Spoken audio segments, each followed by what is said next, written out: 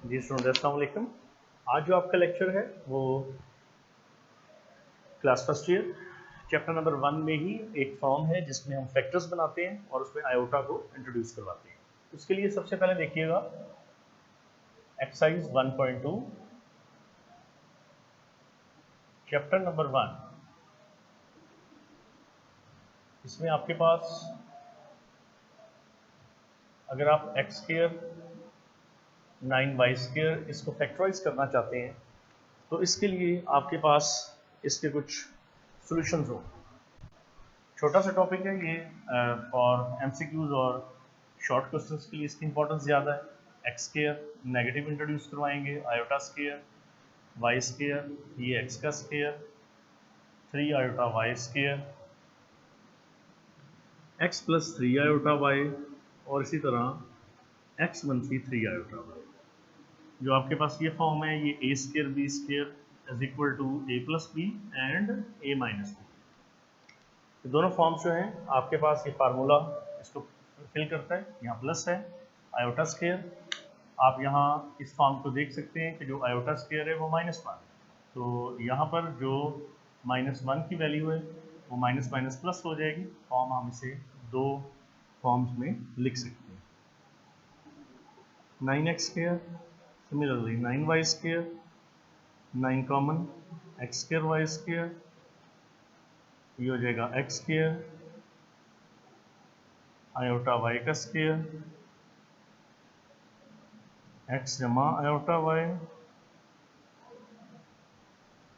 ये आंसर आ गया। ये जो फॉर्म है आपके पास ये फैक्टराइजेशन की फॉर्म है और इस फैक्टराइजेशन फॉर्म में हम इसे मुख्तलिफ फैक्टर्स के अंदर इसको हम जो है वो डिवाइड करते हैं। जितनी भी ये फॉर्म्स दी गई हैं इनमें इसके मुख्तलिफ फैक्टर्स जो हैं उनको डिस्कस किया जाता है। तो हमारे पास ये फैक्टराइजेशन की फॉर्म में कम्प्लेक्स नंबर में आयोटा का इंट्रोड्यूस होना ज़रूरी है, क्योंकि यहाँ जब आयोटा स्क्वायर आएगा तो वो वही वैल्यू -1 नेगेटिव और नेगेटिव दोनों वैल्यू प्लस हो जाएगी। तो ये दोनों वैल्यूज जब प्लस होंगी इसका मतलब है हम इसे अच्छी तरह बेस्ट फॉर्म में इसका सोल्यूशन देख सकते हैं।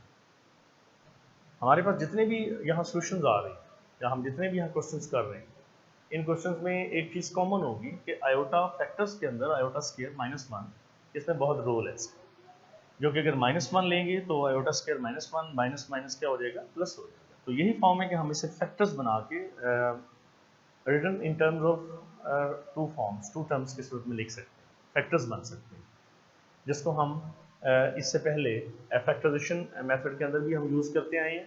लेकिन उसमें हमारे पास फार्मूला जो है ये 9x स्क्वायर और 16y स्क्वायर है, तो हम इसे 3x इस तरह पहले हल कर चुके हैं। इसको यहाँ पर आप उसी तरह 4y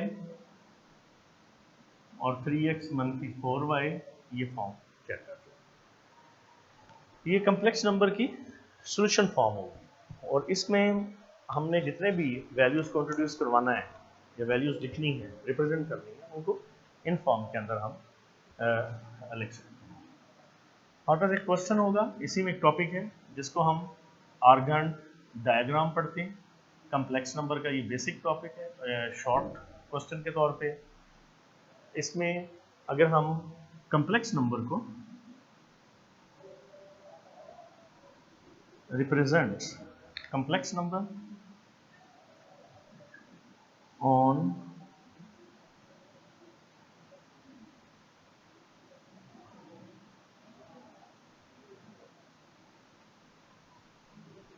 डायग्राम।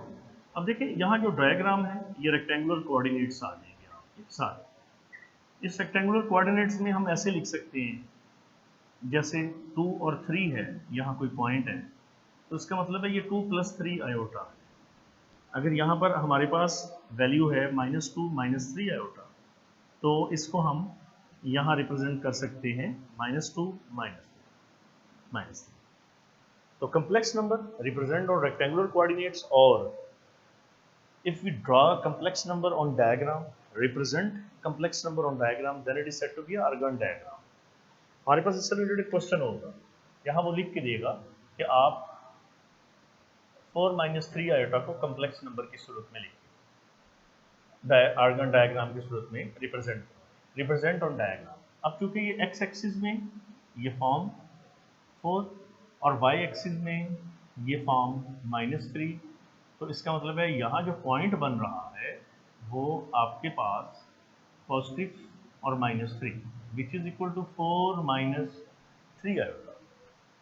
तो ये जो फॉर्म है ये रिप्रेजेंट करेगी कम्प्लेक्स नंबर। इसमें y for negative and x for यहाँ पर पॉजिटिव रिप्रेजेंट कर रहा है। ये 3 फॉर्म्स हैं, ये आर्गन डायग्राम की फॉर्म्स होती हैं।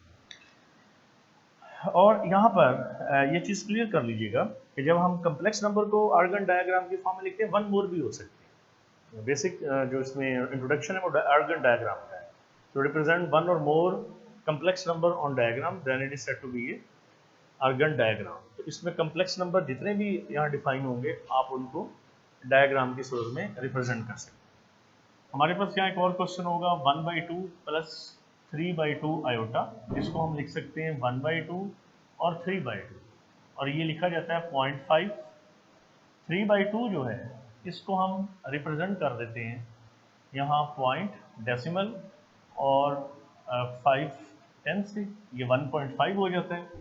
जब मैं यहाँ रिप्रेजेंट करता हूँ 1.5, इसका मतलब है आप यहाँ एक्सिस पे जब इसे रिप्रेजेंट करते हैं तो 0.5 और 1 और 2 और 1.5, इसका मतलब है यहाँ जो पॉइंट अब रिप्रेजेंट होता है इस जगह पे, इसको लिखा जाता है 0.5 1.5 दैट इज 1/2 प्लस आपके पास 3/2 आयोटा। तो ये जो फॉर्म यहाँ दी गई है ये कम्प्लेक्स नंबर की फॉर्म है।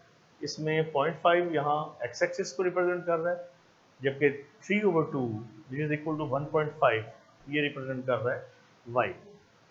इसके स्टार्टिंग जो पॉइंट है इसका वो ओरिजिन है और इसको हम 0 से लिखते हैं। तो जितनी यहाँ फॉर्म्स रिप्रेजेंट होगी एक्स एक्सिस और वाई एक्सिस जहाँ ज्वाइन होंगे वहाँ जो पॉइंट क्रिएट करेंगे उसको हम origin it is equal to 0 and 0 ये बोथ रिप्रेजेंट करवाएंगे। ये इतनी भी फॉर्म्स हैं आर्गन डायग्राम की, तो इन डायग्राम्स के अंदर आप इनके एक्सिस को मेंशन करेंगे। फर्स्ट ऑफ ऑल इसमें x axis and second one for y axis, ये दोनों रिप्रेजेंट होंगे। ये इतनी भी फॉर्म्स आप देख रहे हैं तो ओरिजिन 0 है, जबकि एक्स एक्सिस 4 है, वाई एक्सिस -3 है, इट इज इक्वल टू 4 - 3, ये पॉइंट रिप्रेजेंट हो रहा है। इनको ज्वाइन करना चाहें आप पॉइंट्स को आपस में मिलाना चाहें तो ये पॉइंट यहाँ प्रूव हो सकता है। ये फर्स्ट ईयर आपका कम्प्लेक्स नंबर 1.2 एक्सरसाइज है, उसका बेसिक लेक्चर था, आप इसे नोट करेंगे। इससे पहले जितने लेक्चर्स हुए हैं चैप्टर नंबर 1 के, अगर आपको उसके अंदर कोई कन्फ्यूजन या प्रॉब्लम है आप वो डिस्कस कर सकते हैं। Thank you very much.